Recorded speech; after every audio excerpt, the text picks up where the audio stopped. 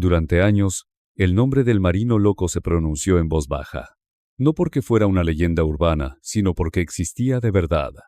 Operaba sin pedir permiso, sin discursos y sin advertencias. Pero el día que decidió humillar públicamente a un miembro del crimen organizado, algo se quebró. No solo el equilibrio entre criminales y autoridades, sino su propio destino. Ese video no fue una casualidad ni un exceso momentáneo. Fue un mensaje directo, un aviso para quienes se creían intocables. No hubo disparos ni ejecuciones y aún así el impacto fue devastador. En el mundo del narco, la imagen es poder. El respeto es supervivencia. Y ese día, alguien les arrancó ambas cosas frente a una cámara. La grabación comenzó a circular de forma silenciosa, como suelen hacerlo las cosas más peligrosas. Algunos la celebraron como un acto de justicia. Otros sintieron incomodidad, porque no era sencillo definir si lo que estaban viendo era valentía, venganza o una línea que jamás debió cruzarse. Mientras tanto, una pregunta empezó a repetirse con fuerza. ¿Cuánto tiempo puede vivir alguien que se atreve a hacer esto? Poco después, ocurrió lo impensable. El marino loco desapareció. No hubo comunicados oficiales, ni conferencias, ni versiones claras. Simplemente dejó de aparecer. Su nombre se esfumó de los registros públicos, de los operativos y de cualquier rastro verificable, como si nunca hubiera existido. A partir de ese momento, nacieron las teorías, que se ocultó para seguir con vida, que su propia institución le dio la espalda, que el crimen organizado cobró la humillación de la única manera que conoce. Nadie pudo probar nada. Nadie pudo desmentirlo. Lo único cierto es que después de ese episodio nunca más se supo de él. Y eso nos deja frente a una pregunta incómoda pero inevitable. ¿El marino loco desapareció para sobrevivir? ¿O alguien se encargó de borrarlo por completo? Durante décadas el miedo en México siempre siguió la misma dirección. La gente común bajaba la mirada. Las autoridades negociaban en silencio. Y los criminales caminaban con la certeza de que nada les iba a pasar. Pero con el marino loco ocurrió algo distinto. Por primera vez no eran ellos quienes imponían el terror, sino quienes lo sentían.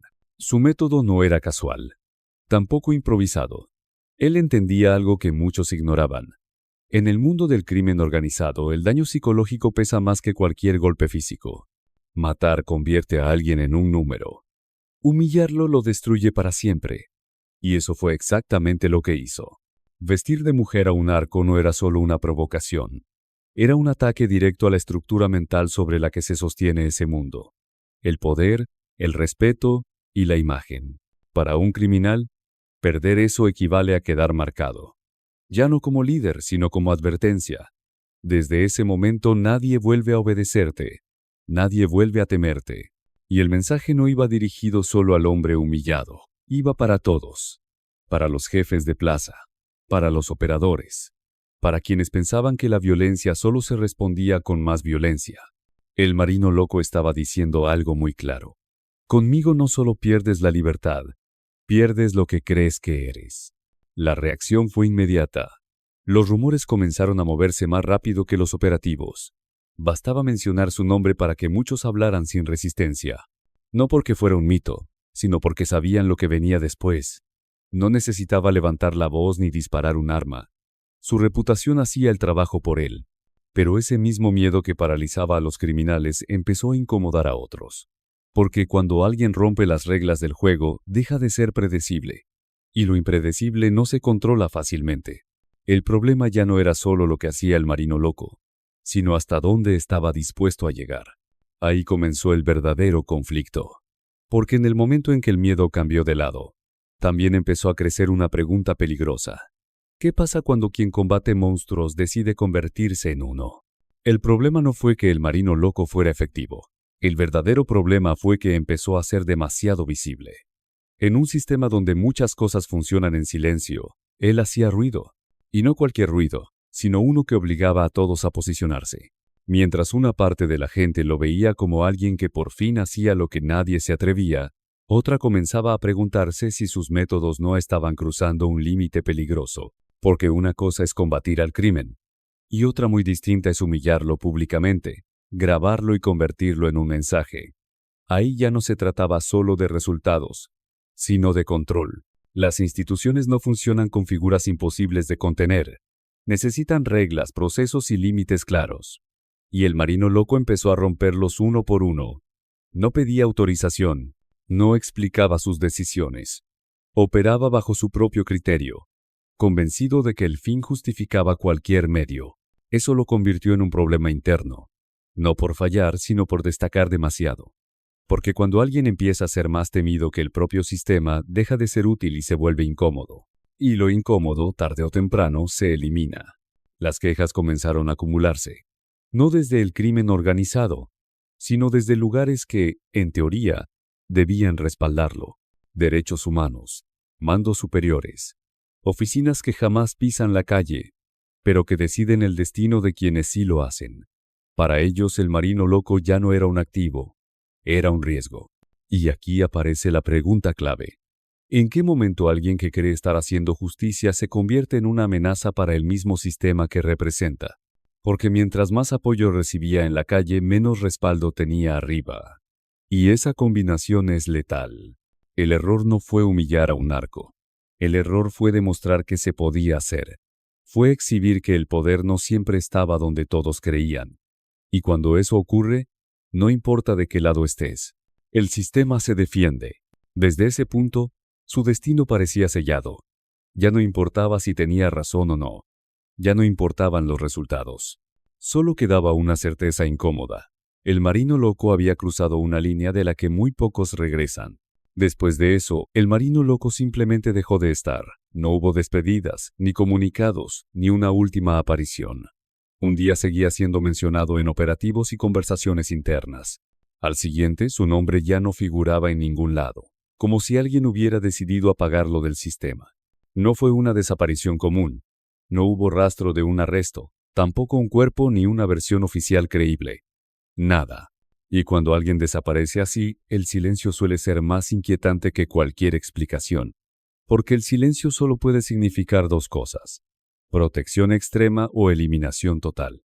Algunos aseguran que fue obligado a retirarse, que le advirtieron que su nombre ya estaba demasiado arriba, que su rostro circulaba donde no debía y que su margen de error se había agotado. Otros sostienen que se adelantó, que entendió que el siguiente paso ya no era un expediente ni una sanción, sino algo definitivo.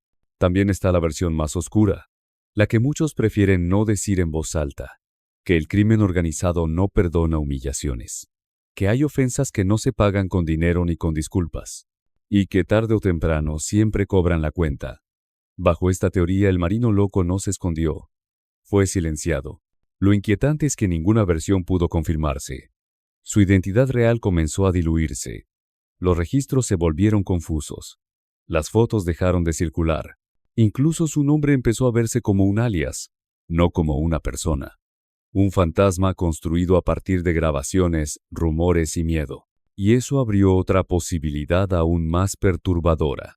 ¿Y si desaparecer era parte del plan?